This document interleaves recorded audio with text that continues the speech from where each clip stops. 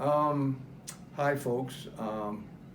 It's my privilege to talk to you a little bit today, and you know my association with your leader, Brian. And he's talked an awful lot about me to you, and that's always been embarrassing for me, of course. But I could share some things. I don't know if I've ever really done this or not, but I could share some things as to how we connected and what Brian has meant to me, not only from the standpoint of security, but just as a person in our interpersonal relationships, because we've known each other for so long. Let me start with saying this. I don't know how you perceive Primerica in the business that you're in. Primerica Financial Services. Yes, we offer financial services, but you shouldn't look, I don't think, you should look at Primerica that way. If you want to succeed more speedily and probably more successfully, I think it's important to look at Primerica as a people business. Um, you are constantly involved with people, or you need to be. If you're not constantly involved with people, working with people, loving, caring about people, helping people, you're going to have a dead end or a detour in the business. And that's not easy. Not everybody can do that as easily as everybody else, but you can learn it. I can verify that. But anyway, interesting about your leader, Brian. My observation of Brian is that he's kind of a natural that way. He just naturally is a people person. He wants the best for people. He cares about people. He's always encouraging people. He enjoys being around people. He enjoys helping people. He's just a naturally people-driven person, and that has been helpful to me because that has not been my natural bent. My getting involved and caring about people, loving people became a reality, but it came from a spiritual perspective because I was not naturally a people person. But I learned that from the scriptures and from my relationship to Christ, who was the arch people person. He was always around people, always teaching people, always helping people, always caring about people, always lifting up people. And he would gather people around him and instruct them and be an example to them. And then he told them to do the same thing. And Paul sums it up in his second epistle to Timothy, his disciple, his mentoree. He said to him, teach men who can also teach men. And so the whole concept of caring about people, God so loved the world, and the world wasn't loving him back. In fact, when he came and said, I'm here, they didn't like him. They ended up crucifying him, but he gave himself because it says God so loved the world. And Jesus said, love even those who hate you and despitefully use you and would hurt you and all that, and forgive those who transgress against you and so forth. So the idea of being a people person and caring about people and giving your life toward people, for me, came from a spiritual perspective. And Brian has had that added to his natural bent, because we do have natural bents and proclivities in life, and some are toward things you do with your hands and so forth and so on. But even a guy that works with his hands will benefit his business if he cares about the people for whom he does his work. And so you can't get away from that. And Brian has, to me, exemplified that. I've seen him work with some very difficult people, as I've also had that encounters, and people who you try to help and then they'll turn on you, but you forgive them and go on. You don't let that stop you in your business or in your life, and you don't pout about it. You go on and you try to redeem the situation if possible with people like that and so forth. So that whole element of being a people business, the quicker you accept that, I think the quicker you'll be on the road to succeeding. you have to learn what the business is about, the products and the paperwork and the rules and all that sort of thing. But the best perspective of it is to understand about people. And Brian is very good at that.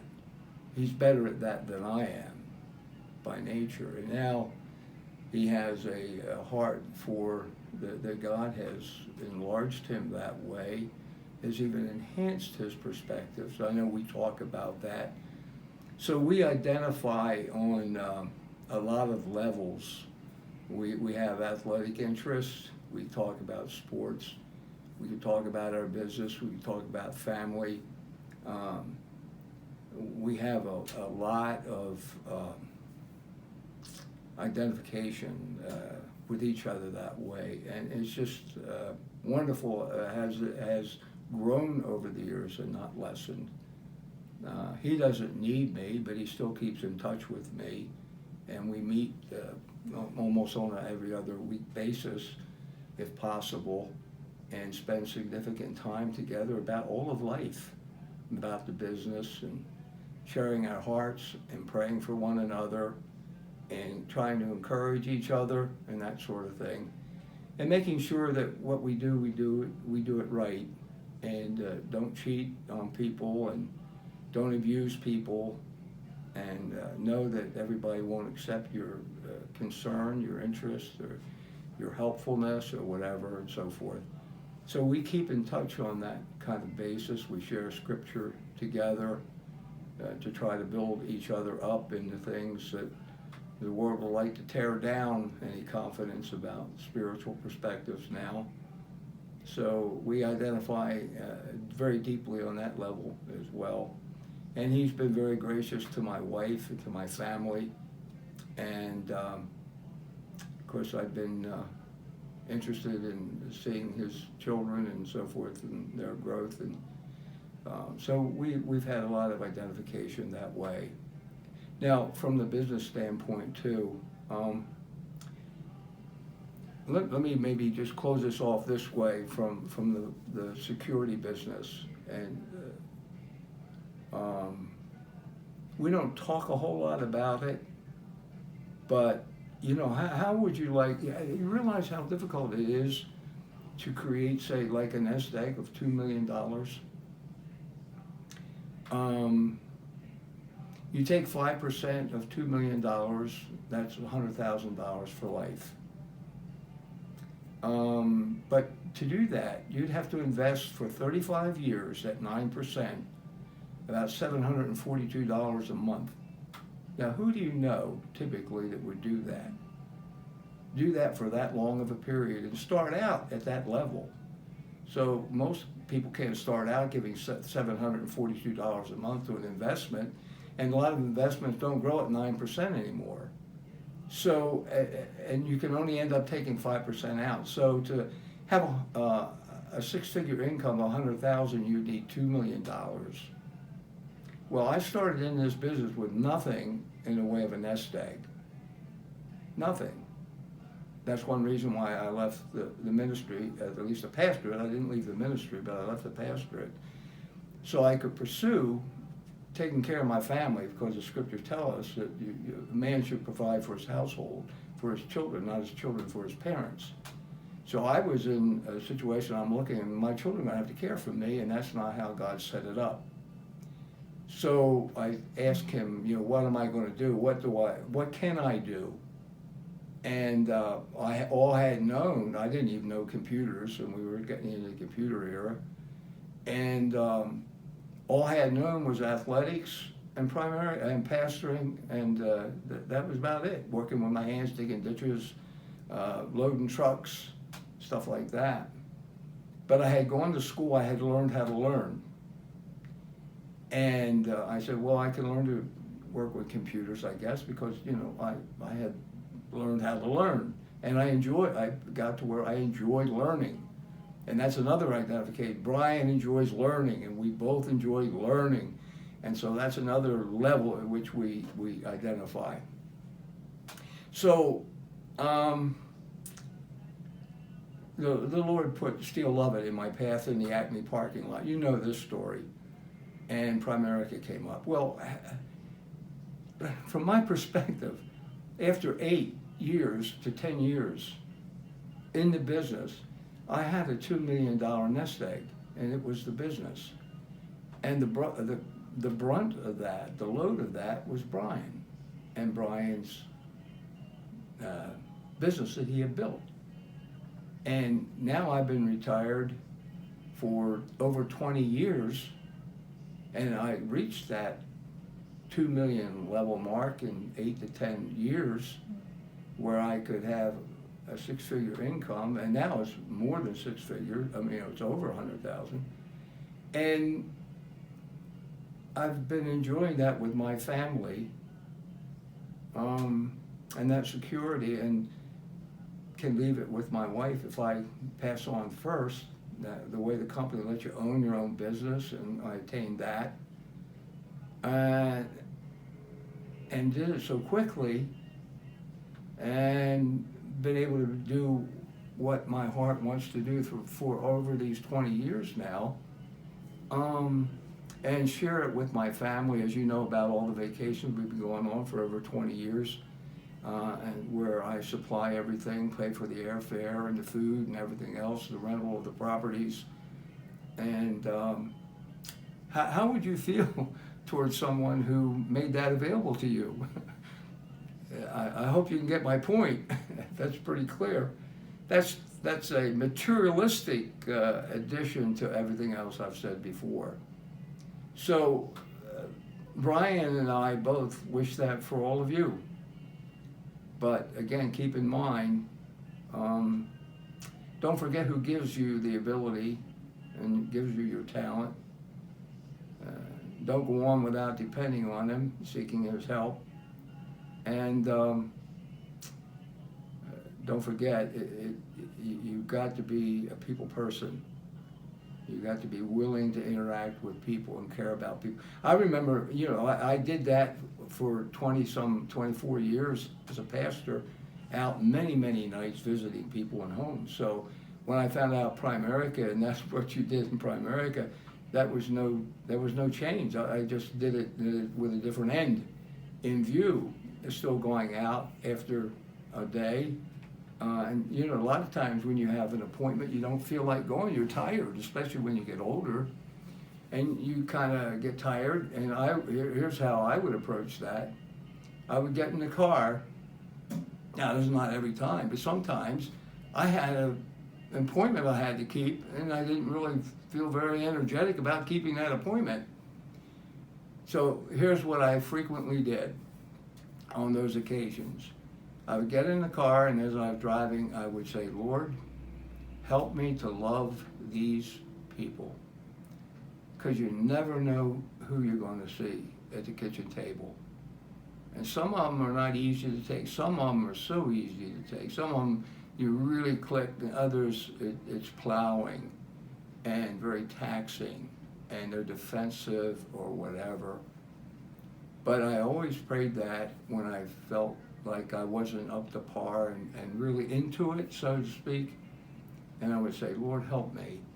And I went kind of tired praying that prayer to help love these people.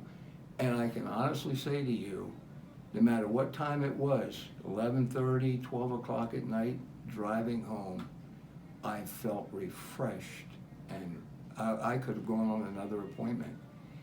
What a contrast from when I left to what I felt after the appointment going home.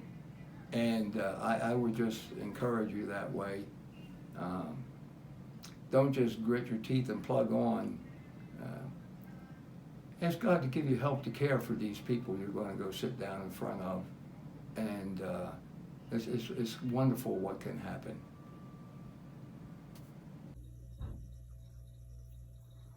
Hello, Excellence in Motion. Listen, the Leaders Hour and Mia wanted me to give a little talk on mentorship and how Brian has been a good mentor to me.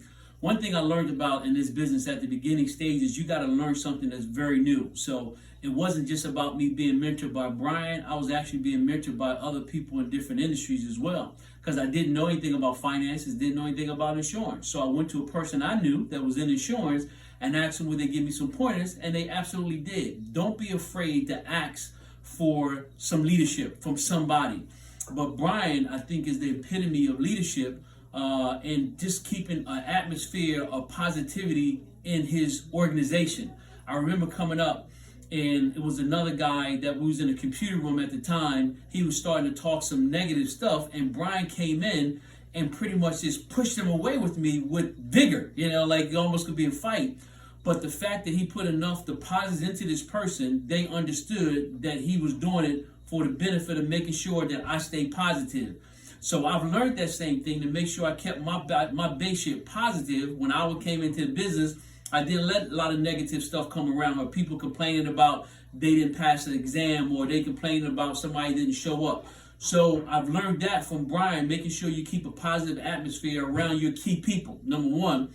Number two, making sure you treat people the same but yet different, because everybody have different personalities.